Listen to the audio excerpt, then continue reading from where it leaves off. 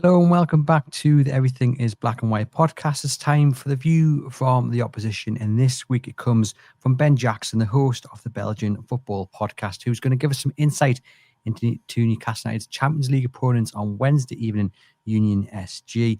Ben, thank you very much for popping on the podcast. How are you keeping? Are you well? Yeah, good. Thanks for having me as well. It's good to be on here talking all things Union. Looking forward to the game. Well, it's a pleasure to have you, because I have to admit, other than Promise David, I know very little about Union, so I'm looking forward to getting the insight into them. When this draw was made, this is one of the ties that I think many Newcastle United fans pinpointed as a chance to get a vital away win in the Champions League. Looking at it now, that was maybe a bit naive sort of thing. I know the Belgian league, and you might scoff at this remark, isn't as competitive as the Premier League, and that's made with no disrespect to any of the Belgian sides. But Union are going strong, and this is going to be a tough challenge for Newcastle, isn't it?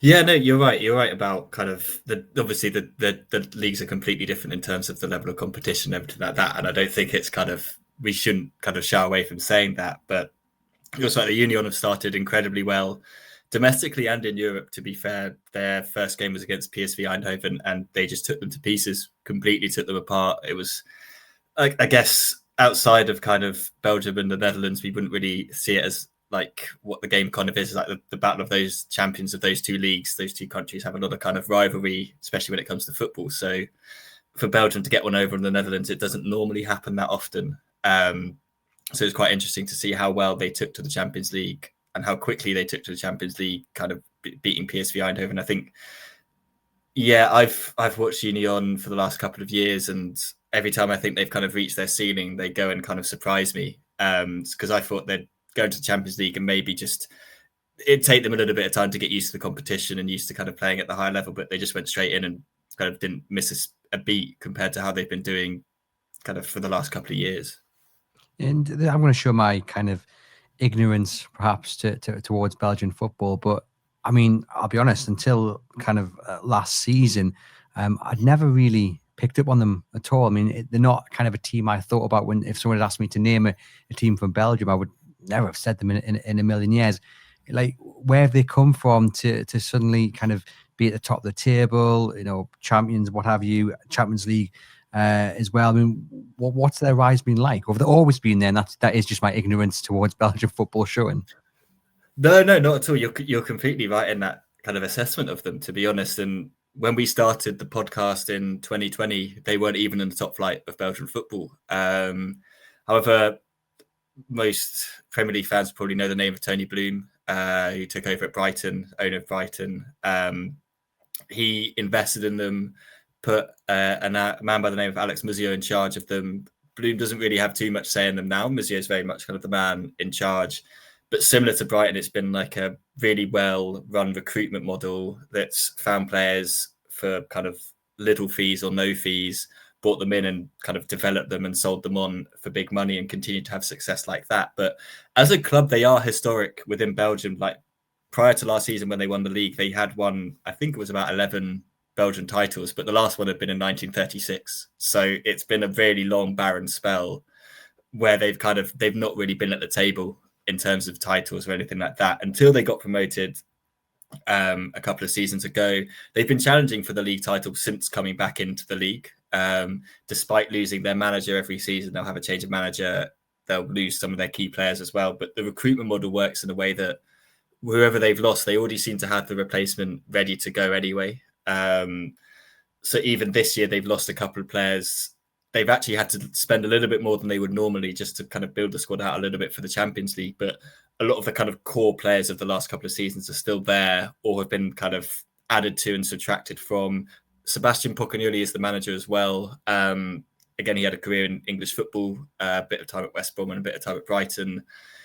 He was put in charge last year, and I personally didn't think it was the right appointment. I'm happy to kind of admit I was completely and utterly wrong. They started really slowly, which isn't normally what Union have done in past seasons. But he suddenly started to build up some momentum and build things up with them.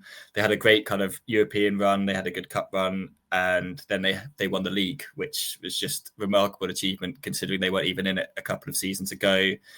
they're now kind of you're looking, if you're looking at Belgian football in terms of the best teams, you're looking at them in Club Brugge. Like most people would have heard of Club Brugge. Again, they've been kind of European football for the last couple of seasons, but even they and Union are kind of showing that like maybe the Belgian teams can actually be competitive in European football as well, which we haven't seen for a very long time since kind of as football's kind of developed and changed financially. So yeah, they'll probably I kind of think of them as a little bit like football hipster kind of pick of people that had heard of them before now, but I feel like they're now going to become a little bit more kind of not necessarily mainstream kind of in terms of that, but obviously if they get a result on Wednesday, Newcastle fans will definitely remember them. And if they don't, they hopefully the game will be exciting, competitive enough that they'll be like, oh yeah, I remember Union, we played them in European football. They were a good team. They weren't what we expected. I said there at the start that this was the pick that many Newcastle United fans said, yeah, this is a game we should be eyeing up to get 3 points. If I flip that on the other side, what is the viewpoint you think from Union and in Belgium about Newcastle coming to town? Do they see this as a game, although not at home, because it's at Lotto Park, but do they see this as a game they must be winning on home turf? I think maybe, but I think the way I'd look at it for Union is every game just feels a little bit more like just like this is just we're happy, not that we're happy to be here, but we're just going to approach every game the same and be like we'll just try and win all of them and see what happens. They've never been the sort of club that kind of puts that pressure on certain games and stuff, and to the point where they don't really do rotation that much either. They just say we're just going to play our best team in every game possible and hope that we can win every single game. So I think the PSV game they probably would have on paper thought, yeah, we could probably win that. Newcastle, I think they'll be like, because we're at home, we want to put in a performance that shows that we belong. And I think that's probably more important for them than the result at this moment. But if you ask them, they'd probably say, yeah, we could probably win. I think I'm intrigued to see it as a test because they've looked good against like a Dutch side. They just kind of match up really well against Dutch teams. And some of the other teams that maybe aren't used to kind of the physicality of like kind of football physicality. That's where like Belgian football is slightly similar to English football, is that they like to get physical. So that's what I'm kind of intrigued as to like, are they seeing Newcastle more as a threat because Newcastle aren't going to kind of be unerred by the physicality that Union will play because they'll just give it back to them as well. So it could be kind of that sort of thing. But to kind of answer your question, I don't think they're to put that kind of marker on any of the games. I think they'll just be thinking, let's just go and win as many as we can and see what happens. If we don't, we don't. It doesn't really matter. We've got to this point and we can just show that we're competitive, and that's fine for us. Yeah, sometimes not putting that pressure on yourself as a team is maybe the best thing to do, isn't it? Just a reminder, ladies and gents, this episode is sponsored by NordVPN. Do click the link in the podcast description box to get an exclusive offer on your plan. Prices start from just £2.30, and you can protect yourself and support the podcast at the same time. An ideal app to have on your phone or other devices if you are indeed lucky enough to be following Newcastle United around Europe. You can protect your details from those hackers lurking in the shadows. So support the podcast and click the link in the podcast description box. How do Union set up and how will they approach this game, Ben, in terms of on the pitch? Are they going to sit back and invite Newcastle on, or are they going to take the game to them?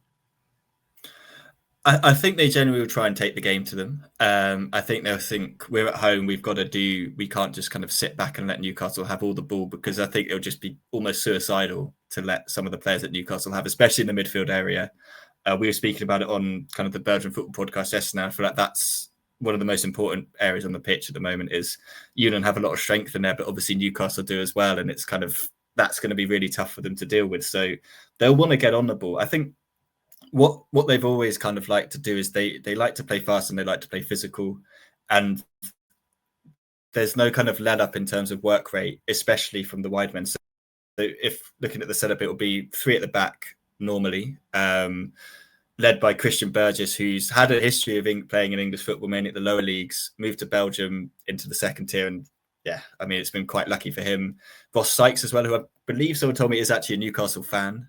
So a big game for him if he does get to play. He's always popping up with goals as well. He seems to be one of the best finishers I've seen from a central defender for a long time. And then Kevin McAllister, not to be confused with the kid from Home Alone, the Argentinian centre-back. He always wears a mouth guard. I think that's always quite telling of the kind of player that he is, because he's just going to be very, very physical. So those back 3 they'll be incredibly physical. They've got in midfield, they've got a player called Adam Zorgan, who they brought in from another Belgian side, Charleroi. Zorgan's been probably one of the best central midfielders in Belgium for a couple of seasons. For some reason, he's never got a move away from Charleroi until this season. I was shocked that it was an internal move. I thought he'd go to the French Ligue 1 or something. He's a really, really good player on the ball, really good at passing, really good at kind of just getting things moving. So I think it's going to be really interesting to see if he can actually do that against this Newcastle side, because I think if Newcastle stop him playing, it could be quite difficult for Union. Out wide, they've got two players in Asenu Niang and Khalili. Work rate really, really high. Love to try and beat a man as well. So I think it could be really interesting to see how they get on if they're successful in doing that. But they're very good at tracking back, which helps Union kind of be quite solid. They've always been quite good defensively. So they can sit back if they want to, but I just don't think that's going to be their thing. And then up front, you've mentioned Promise David already. Very, very physical player. Very, very confident at the moment as well. You can tell he really does believe in himself. He believes he's going to score every time he's on the pitch. They've got kind of two options, I guess, to go with up top. They can get, David will likely start. They could go for kind of two big men with Kevin Rodriguez, he's been in Belgium a couple of seasons, not really done anything much until this year. He suddenly started to find his feet and banging some goals. They maybe play those two up top. They did that against PSV and it worked quite well. Or Ralph Florich, who they bought in from Olympic Ljubljana in the summer. He's had a really, really good start to his season as well. A little bit smaller, a little bit more kind of versatile, a little bit more mobile up front. So I presume they're probably going to go with the two big men if they're both fit, just because I think they'll want to be physical with Newcastle because they know Newcastle are going to be physical. So why not try and match it and see what can happen? Yeah, with the likes of Joe Linton and the centre backs, Dan Burn, it will be a big physical battle. But interesting to see how Union will cope against a potential counter attack. With the speed of potentially Gordon or Langer over on the other flank, because that's when Newcastle United can really hurt players if they can absorb pressure. If they can absorb pressure and hit the opposition on the counter. So it's going to be an interesting matchup to say the least. Just a brief word on Promise David, because listeners and viewers of this podcast will be sick of me mentioning his name, but I've been impressed with what I've seen, and people you speak to say, he's potentially got a really, really big future. I mean, he's 24, so no time like the present, but plenty of goals for Union. Started this season with 4 in the league, I think, as well. I mean, is he as good as I think he is? I mean, could you see him heading to the Premier League at any point? No. I'm just so hesitant when it comes to sending Belgian Pro League strikers to the Premier League because none of them ever do well. Like we had Paul Onuachu, who scored a ridiculous amount of goals for Genk a couple of seasons ago. I mean, he went to Southampton, who were an absolute basket case that season. So it wasn't really the right move. But again, he didn't really show anything. David, I think he could because of his physicality and kind of what he brings and kind of the strength of his game. He doesn't kind of necessarily need to, he's not the most technical player, and that's fine because it's not what he needs to do. So I think if he went to the right club, he probably could. I mean, yeah, it was crazy last season. It comes in from the Estonian First Division. Again, he wasn't kind of the striker that we thought it'd be Rodriguez, and then they brought in Ivanovic as well from the Croatian first tier. We thought those two would be the strikers, and there was a couple like Fuseni they brought in as well. We thought it'd be them, but David just suddenly appeared and was just, he was just one of those players that you could tell the confidence just came into him, and he believed he was going to scores the goal that wins them the title. Like it's quite a fairy tale story for him. So yeah, I think for him, this is for me, actually, as well, it's kind of can he do it in the Premier League? Let's see how he goes up against the like of a Dan Burn and players like that. Like, are they just going to be like, well, we're just as physical as you. If we're a bit stronger than you, we're just going to push you around. So, yeah, I can imagine he's probably got ambitions of Premier League football, and because most players do at this moment in time, and you can imagine that that's something he's eyeing up, and he's probably thinking, if I can just score a couple of Champions League goals, put an impressive performance against Newcastle on Wednesday night, and who knows, maybe a club will be interested in me, especially in January if there's teams that are desperate to try and stay up, because that's what happened with Onuachu. Southampton were pretty much going down, but they were like, we'll just go put in a big bid. And Union, to be fair to them, they won't hang on to players if they believe that the bid is either meets their expectations or that exceeds it massively. They'll be like, that's fine. That's the market value that we have on a player. We will sell them, and then we'll go buy someone for 500k and sell them on again for 10 million. Like, it's just that kind of, it's very much like Brighton, but on a kind of lower end scale. Well, hopefully he has an absolute stinker on Wednesday and then he can continue the good form afterwards. But they've had a fantastic start to the domestic campaign. And of course, as we've mentioned, the PSV victory as well in the Champions League. I mean, unbeaten in the league, 7 out of 9 victories. And what I have noted is the fact that the spread of goals, it's I think it's 4 players with 4 goals so far this season, which shows it's not just one man that they're relying on. So there seemed to be a threat kind of across the team. Yeah, no, there definitely is. And one of the players that I mentioned, Ralph Lauritz, who's come in and who's hit the ground running really, really well with 4 of those. He's really good. Rodriguez was the surprising one because David came into the season with a bit of an injury. So it's like, what's going to happen? Are they going to start him? But Rodriguez has really, really stepped up. Thankfully for him in time for kind of the World Cup next year, because he'll probably be going for Ecuador anyway. He's kind of a regular for them. But there's some other players that like Niang could probably chip in with a couple more goals if he really wanted to. Zorgan maybe as well. They signed Rob Scoofs as well from Mechelen, who I'm not sure if he'll feature much in the Champions League, just because I think what he brings is maybe too similar to some of the other players, and there's other players that they'd want to put into the Champions League, but he can find the goals from midfield. Fuseni, who hasn't really had much of a looking through injury as well, he's good for a couple of goals. So they've always been quite good at that, like kind of spreading the goals around a lot. And I think that's why they've been so successful, is because there's been some like strikers that they've had, like Victor Boniface, people might remember. Dennis Undav, who came to the Premier League, didn't really do it. So he's another example of kind of a striker that moved from the Belgian league to the Premier League and it didn't work out. But they've always had these players, but they've always been very good at replacing them and making sure they've got goals in midfield, which I think is one of the main reasons for their success, to be honest. And it definitely helps at this level where you can maybe shut down 1 or 2 of those players, but then they've got goals in the rest of the team that can help them. Yeah, so a big threat for Newcastle United to try and contain. But if Eddie Howe was sitting down next year and he said, Ben, tell me the main weakness that I can exploit of Union, what would you be telling them?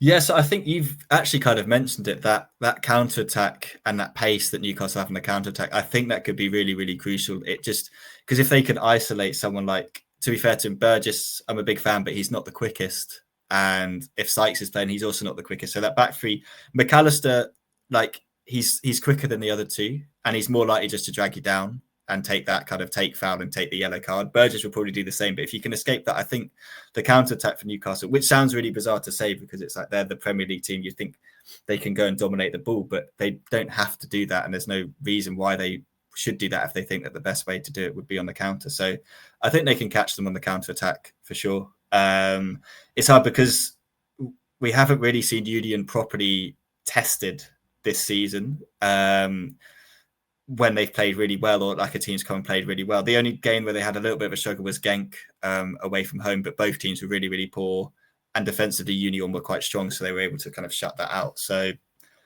yeah, I think I'm really intrigued to see kind of where Newcastle pinpoint the threat. I think you're right there. I think Gordon Alanga on the wing, they're just so quick. They're quality players as well. And Union don't face that type of speed and quality every single week. So it'd be really interesting to see how they deal with it. And because Pocagnoli will obviously know that as well. I presume he's very much kind of done his homework on Newcastle and the preparation's been done. So I'm interested to see if he makes any tactical adjustments prior to the game. Well, that leads me on to the next question quite nicely, is if there's a player that you think Union will be particularly concerned about stopping, who springs to mind first?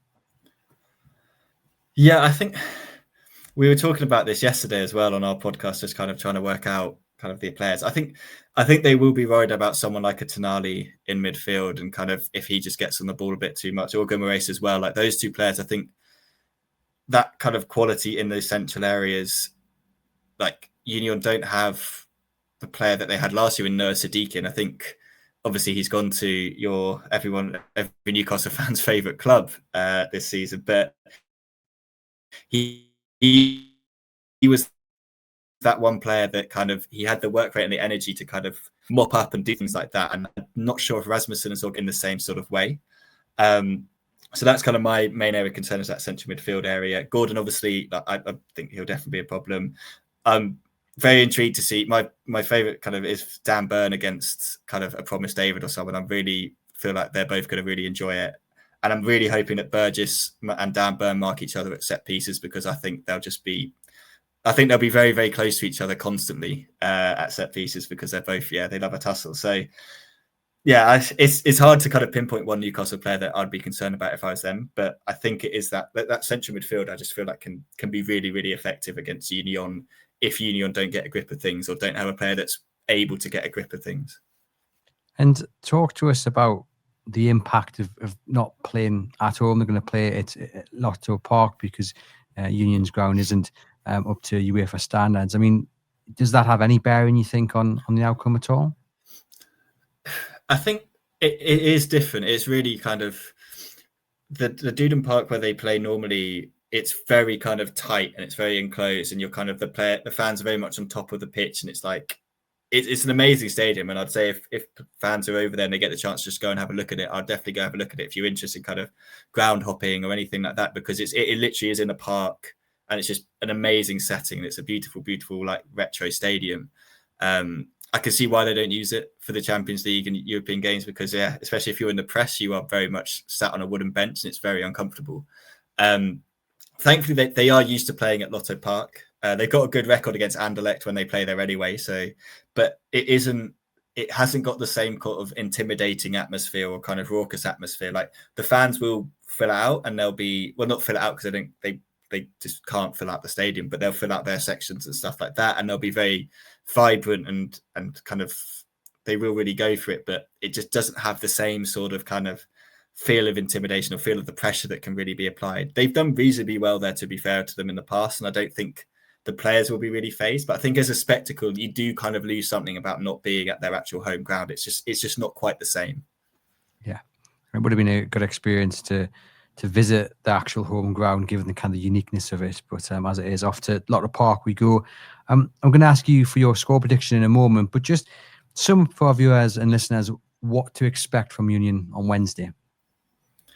Yes, I think expect kind of a team that doesn't have any kind of superstars or anything like that. They very much are a collective. They don't really give up. So even if you think you've beaten them, they usually kind of do something ridiculous at the end of the game. And I just expect it to be it won't be an easy game. I'll give my prediction in a bit as to what I actually think the result will be, but I think expect kind of to be surprised at the standard and the level that they'll play at and the kind of tactical ability that they do have. Because they are the best team in Belgium for a reason, and they have been kind of on the rise for a reason, that they are a very, very good football team, and they definitely deserve to be in the Champions League. They're there on merit, and I think that's the main thing. And just before we get your score prediction, just tell our viewers and listeners where we can find your podcast and what it's all about. Sure, yes. So we literally are just called the Belgian Football Podcast. So very simple. If you search that, you'll find us on all kind of the streaming platforms. We basically just, since 2020, we've been doing a weekly podcast where we go over all the results from the kind of domestic league, the first and the second division. We talk about European football as well. Not too much about the international teams because I'm obviously watching England during that point. I'm not watching Belgium. I don't support Belgium. But yeah, we cover pretty much everything to do with kind of domestic Belgian football. It's a quirky, slightly bizarre league at times, but it's good fun. And you get to spot some players that are coming through that you kind of will then go on to do big things, which is quite nice. Well, I'm going to actually put you on the spot. I will get to your score prediction. I promise you in a moment. But we have actually got a Newcastle United youth player on loan in Belgium. He doesn't seem to be getting a lot of time. Have you come across Antonio Cordero at all on his loan spell? He's at Westerlo, isn't he? He is. Yeah, no, he hasn't. I don't think he's really got much of a look in, but I think the problem he has had is that the two kind of wide men and forwards that are playing for Westerlo at the moment are actually playing quite well. They were going through a little bit of a spell where it looked like maybe they'd give him a chance, but they haven't. And then when I saw the move to I was kind of a bit disappointed, probably for him and for them, because they were like, if I looked at their kind of striking and wide men options, they just had too many players in that position. They have slimmed it down a little bit, but I feel like it's unfair for him because he should be able to go there and get game time, and he's not got a look in yet. But hopefully he'll be given a chance at some point. But at the moment, not been the best of moves, but you never know what can happen post international break or injuries or something. Yeah, Newcastle just seem to have a horrid luck with picking the right teams for these youngsters. He's got good pedigree. He looked like a good young player in the Liga, so hopefully he does get some game time or he heads back to Tyneside. Anyway, on to the question everybody is waiting for, Ben. How's this going to go? What's the score going to be? Yeah, so I think we're definitely going to see goals. As I do think Newcastle will win the game. I think it's going to be 3-2 to Newcastle. I think it's going to be a game of some goals, and I think Newcastle might just edge it in the end, just with that extra bit of quality that they do have. But I think Union will play really well, and I think that's the main thing. And I think Newcastle fans will hopefully come away thinking that's a good side. We faced a good team here. That's a very competitive Champions League match that we've been in, and we've got the win. Well, our listeners and viewers will certainly take that. A win is a win, and hopefully it can kickstart Newcastle United's season. Ben, thank you very much for popping on and providing the insight into Union SG ahead of Newcastle United's trip there on Wednesday evening in the Champions League. To you guys watching and listening, hit thumbs up, hit subscribe on YouTube, get into the comments. I'll get back to you. Leave us a rating and review on the audio-only platforms. And remember to take advantage of your discounted NordVPN plan. Stay safe and support the podcast at the same time. And I will catch you guys very soon.